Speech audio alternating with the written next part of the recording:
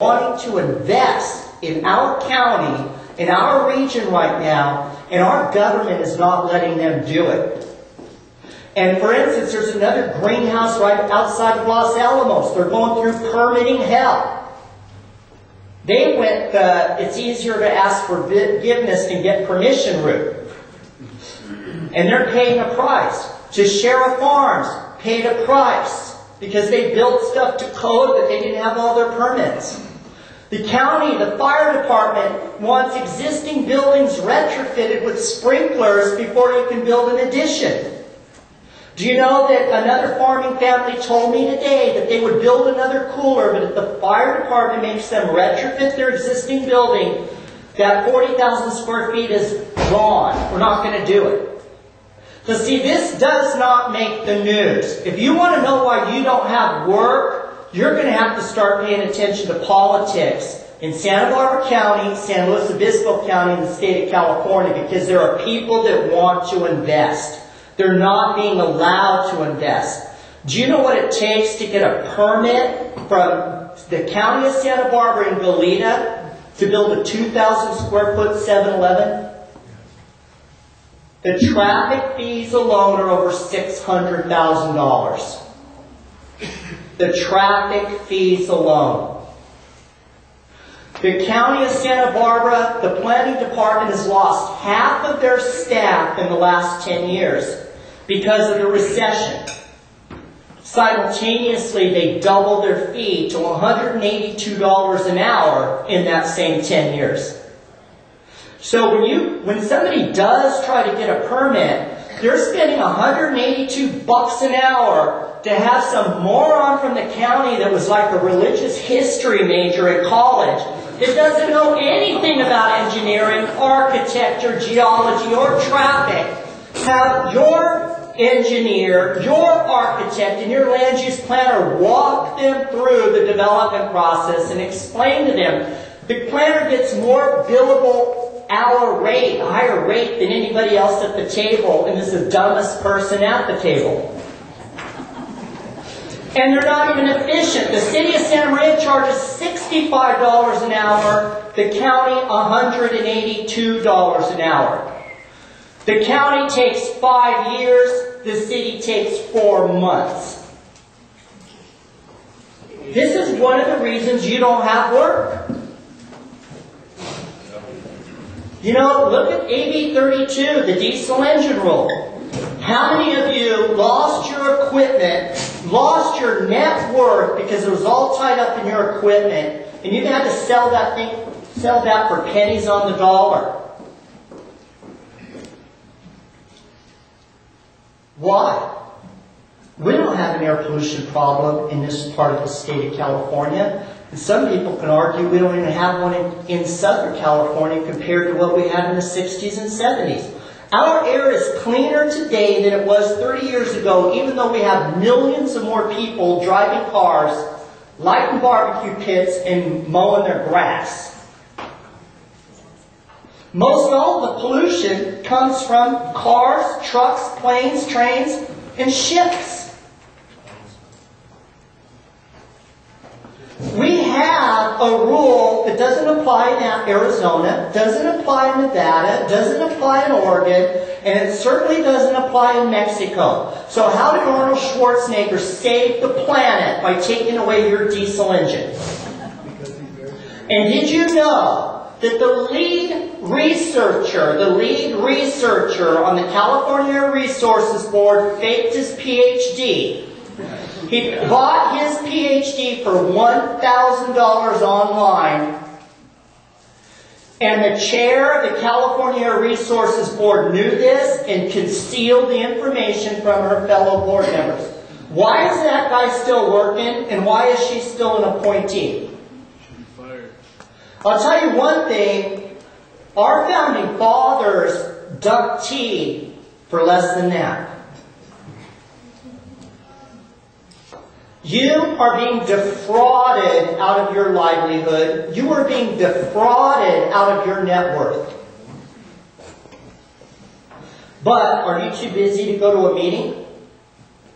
Are you too busy to sign a petition? Did you know that there's a petition that is in the process of being approved to repeal AB 32? Would you make it your mission in life to get 100 signatures or 200 signatures on that petition to help restore your chance of economic recovery, or are you going to tell me I'm too busy?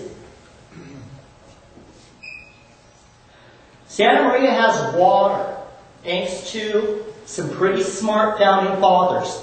Santa Maria has a major airport, or at least the potential of a major airport, thanks to some founding fathers. Santa Maria also has one of the largest pools of unskilled labor that could become skilled labor if we had the jobs to usher them into. I used to be the industrial relations manager at Union Sugar. And I started as a laborer, graveyard shift laborer at Sitton and Brown 30 years ago. And after 7 years of hell in that factory, because that side of my brain does not work, believe me, I got into a white-collar job. And so I'm there, and I'm interviewing some guy that doesn't speak English. And I have this epiphany that I've just provided transition from field work to factory work. This guy's now upwardly mobile. Folks, we got thousands of people in this valley that can take those jobs. The smartest developer I ever met on the Central Coast didn't spend any time haggling over inconsequentials, bemoaning this, that, and the other. He pushed for the creation of high-paying jobs.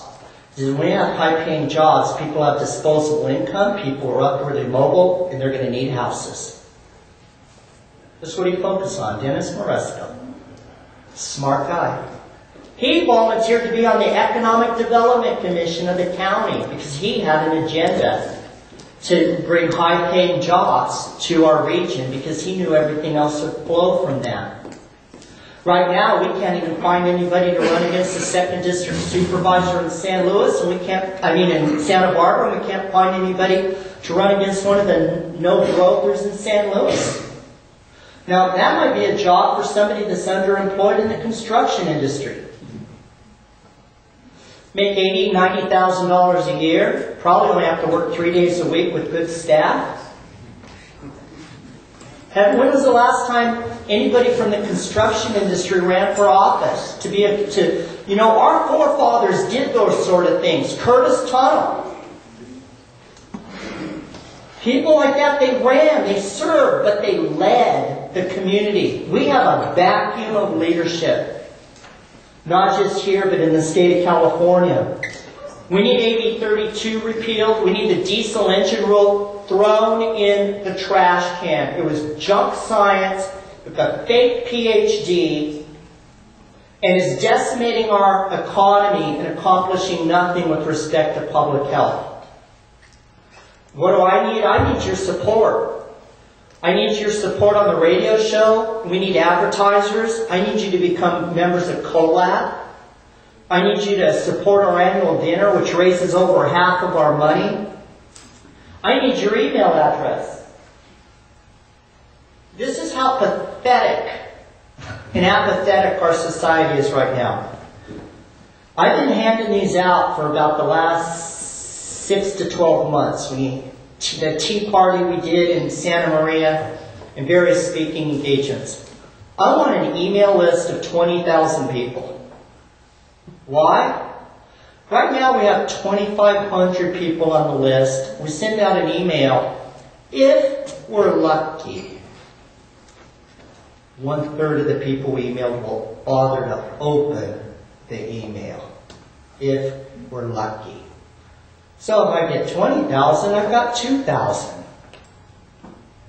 With a couple thousand people, if I send down an alert saying the Board of Supervisors is going to raise the hourly rate to P&D, for P&D planning, to $182 an hour, so that you can work harder to pay for their gold-plated retirement and health benefit. That's all the $30 an hour was to pay for their pension and health benefit package.